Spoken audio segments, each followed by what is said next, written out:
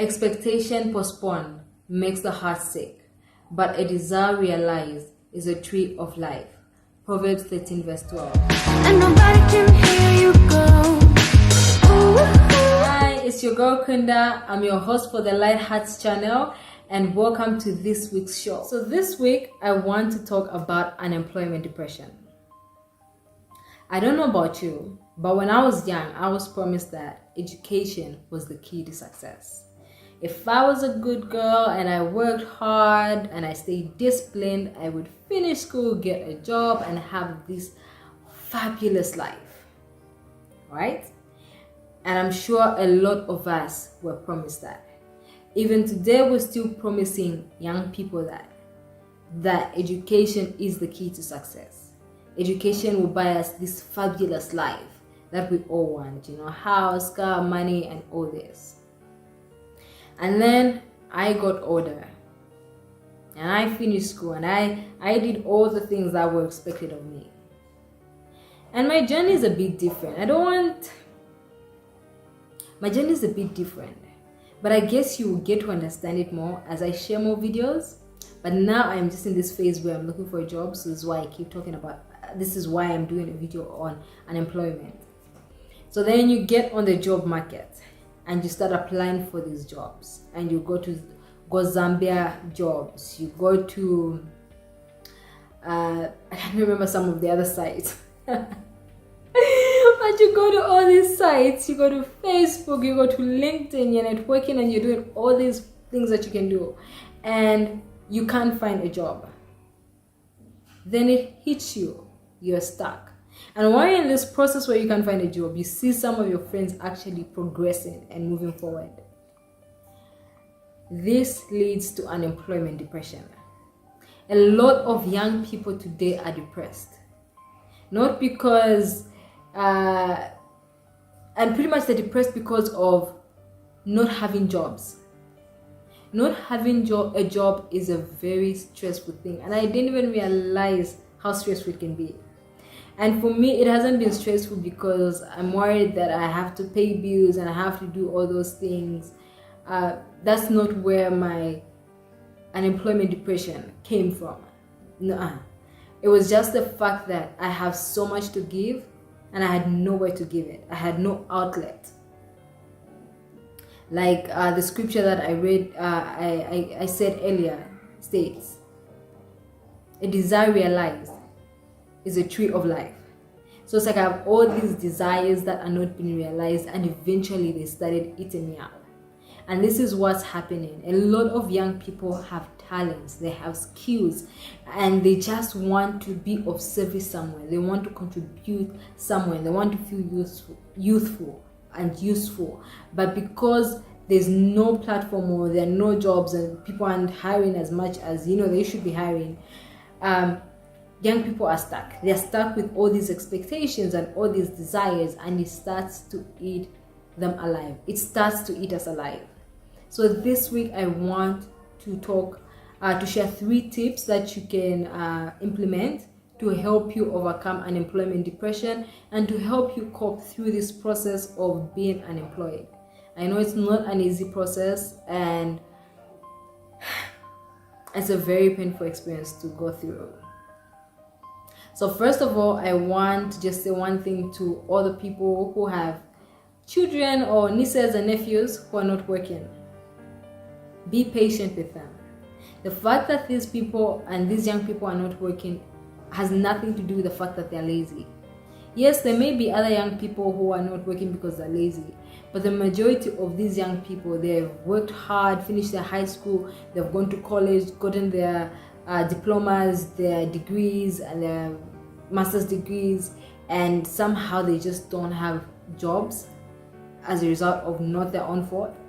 So just be patient with them, and during this process, be kind, be gracious, have empathy for them, and be sensitive to their situation, because it's not an easy thing that they're going through, and it's not easy to go through this, and it's not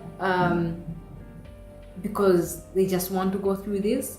So you have to make sure that you have so much kindness for them and so much patience, and treat them with kindness. Because I know some people, because you're not working, they start to treat you like a second, third, or fourth class citizen, but that isn't fair. So just have so much love for them and so much empathy for them, and support them where you can.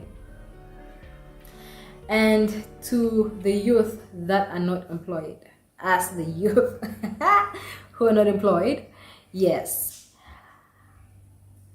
tip number 1, stop worrying. No matter how much you worry, it won't change your situation. It won't get you that job faster.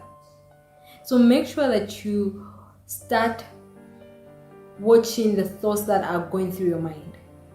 Avoid creating a pattern of worry, a pattern of anxiety. And some of the things that you can do is count your blessings for what you have. One of the things that I realized I had to start doing was counting my blessings, because there were days where I was just having a bad day. I was worried sick, I was stressed sick, and I was just feeling sad, and I wasn't feeling myself, and I was just sick of tired of being at home. I was sick and tired of being sick and tired of being at home. And on those days I had some times to just pause and count my blessings. And I would find that the reason that I was angry and anxious about not having a job was just the fact that I just stayed at home a lot, and I didn't like it, because I'm a busy bee. I like to be productive, I like to be useful, I like to contribute. I'm like a go-go person, and all of a sudden I'm stuck and I have nothing really to do. So that was very frustrating for me. It's been very frustrating for me. So I've had to learn, okay, I would count my blessings. Like, okay, I have food, I have a warm bed, I have shelter, I have this, I have that, and I've got good health, and I'm grateful for that. And I would make sure I let God know that I was grateful for that. So I counted my blessings. To also avoid worrying sometimes when it was just overwhelming, I would find something positive to listen to remind me of how good I had it. And I'm not proud to say this, but there were times when I was just too much in my head, and I would go to YouTube, or I would go to the news, and I would check out what's happening in the world. And then I would see people going through a war, I would see food shortages, and I would see all these horrible things happening to people. And in those moments, I would be grateful for my situation. I'd be grateful for my life and the life that I have, because I realized that people had it worse than me. So when you're worrying, it won't solve your problems. Actually, worry just makes you sick. It also makes you become less creative. It doesn't make you productive. So try to avoid worrying and try to stay positive, because trust me, no matter how much you worry, it won't change anything. And also know that at the end of the day, God will make sure He provides you with the basic needs, with the things that you really need. Food, shelter, clothes. You will have those things. So if you have those things, try to be grateful for what you have. As you reach out to these things that you want, also stay grateful for the things that you have. So stop worrying. The second tip I want to share with you is learn a skill. While you're unemployed, you find that, okay, I don't have a job and I'm trying to get a job, but the course that I did isn't working for me right now. Maybe I've done teaching and they're not hiring. I've done nursing, they're not hiring. I've done business administration, I can't find a job, and it becomes frustrating. And so what you can do is try to teach yourself a skill. If you can go to a trade school and learn a skill, great, do that.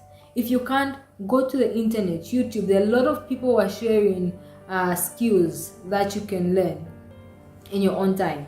So learn a skill and start using that skill to make some money. The truth is, when you have a skill and you're making money, it will, number one, make you productive. It will also keep you busy, and that will also reduce on your worrying. And the most important one is it will earn you some money. So no matter how bad things will be, you will find that, okay, you have money for talk time, you have money for small things that you need. You don't have to ask for money for everything that you need. So learn a skill, find something that you can do to help you, to keep you busy. During this period of me being unemployed, I just thought, You know, I have this degree and I've done that and I've done this and these things are not working. So what am I going to do? I decided to go back to school. I went back to school and I did CBU, and I was doing a course in educational leadership and teaching methodology, and that kept me busy for a whole year, and that was nice. And I, you know, when I went to do my teaching practice, I also really enjoyed it. So I went and learned a skill. So I've added another thing to my CV, which I think is a great and positive thing. So try to learn a skill, whatever skill you can learn that can keep you active and can also make you progress. It will be good for yourself, and it will also be good for your self-esteem. The third tip I want to share with you to help you cope with unemployment depression is take care of your mental health. And this is a big one, because when you're unemployed, it starts to eat away your confidence. It starts to eat away your self-esteem. You know, it starts to play around with the way you see yourself. So you want to make sure that you have your mind in check a lot. And when you realize that you don't have enough confidence, try to start boosting your confidence. Some of the things that you can do is some of the things you can do to make yourself to take care of your mental health is find a way of giving to people. You know, because you're unemployed, you will find that you're so focused on the things that you don't have. Another thing that you should do is make sure you're taking care of your mental health. Surround yourself with people who are kind, who are generous, who are supportive. Make sure you listen into positive conversations. Make sure you also stay active. You're making progress, no matter how small it is. Make sure you're being progressive in your life and in things that you're doing. And that could be, you can do that by volunteering. You can do that by being part of activities that are happening within your community or within your family. You can do that by being supportive, helping other people. You know, try to make sure you're not feeling sorry for yourself. You know, if one way of not being stuck and not having self-pity is find people who need help. And there are always people who have it worse than we have it in our lives. Find people who need help and try to help them to do better, or help them to get over whatever challenges that they're going through. Make sure that you're staying progressive, you're in action. You're not staying stuck and you're not feeling sorry for yourself, because that will just take a toll on you, and it will make your unemployment depression worse. So I hope you've enjoyed the tips. As I've said, make sure you don't worry. Stop worrying, because worrying won't change anything.